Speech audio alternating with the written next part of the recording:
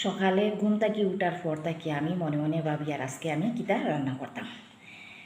দেখুন আমরা সাত বাগান থেকে কত কিছু আমারে আনিয়া দিছ, এখন আর রান্না করতে কোনো অসুবিধা হইতো না।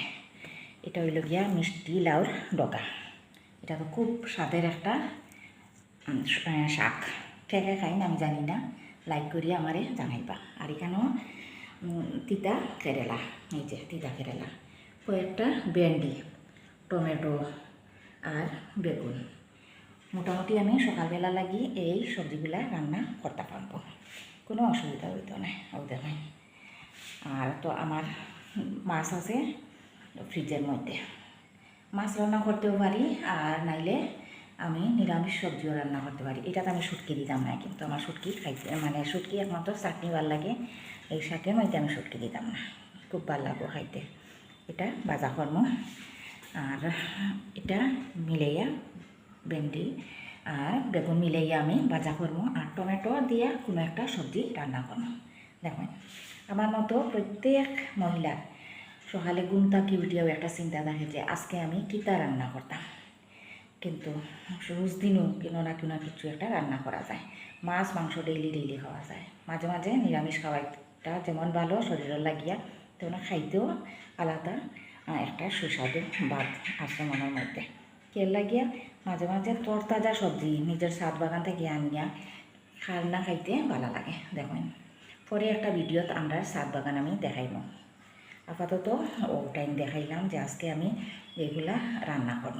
দেখেন, আর এই যে পাতা বাহারের গাছটা কত সুন্দর হয়েছে দেখানি, ও দেখুন কত সুন্দর হয়েছে। আর কিনারে একটা টমেটোর গাছ, এগুলা পাকলে পরে নিম। দেখুন লাল গোলাপর গাছও একটা লাল গোলাপ ফুটছে, আর একটা কলি হয়েছে, কীরকম ভাল লাগে দেখতে। মনোহর এই জায়গাটা একদম পুরো আলো হয়ে গেছে। আর এখানেও ফুটছে গন্ধরাজ ফুল, সাদা একদম, আর খুব সুগন্ধ এই ফুলটার মধ্যে। আর ও দেখুন কালকে বাজারও গিয়ে আমি কিতা কিতা কিনে আনছি। ও একটা ওড়না কিনে আনছি, ও দেখুন, ও দেখুন। আর ও আর একটা ওড়না কিনে আনছি, সবসময় গরো পরার লাগিয়া। আর এই আর একটা নাইটি আনছি, এই যে নাইটি আনছি না। আমি এখন রিডাকশন সেল থেকে আনছি না, যদিও চৈত্র মাস শেষ হয়ে যায়, অনেকে রিডাকশনে কিনে, কিন্তু আমি কিনছি না। দেখুন এমনি এমনি কিনে আনছি, তবে দেখছি রিডাকশনের জিনিস খারাপ হয়।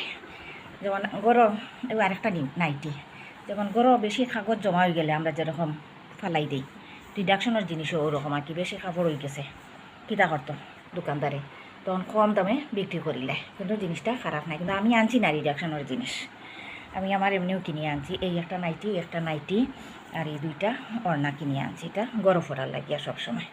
গরম আর তো গরমও কটনের কাপড় কিন্তু খুব বেশি ভালো ব্যবহার করতে। দেখুন কত সুন্দর লাগে, দেখুন আমার নিজেও যখন সুন্দর লাগে আপনারা নিশ্চয় সুন্দর লাগবে।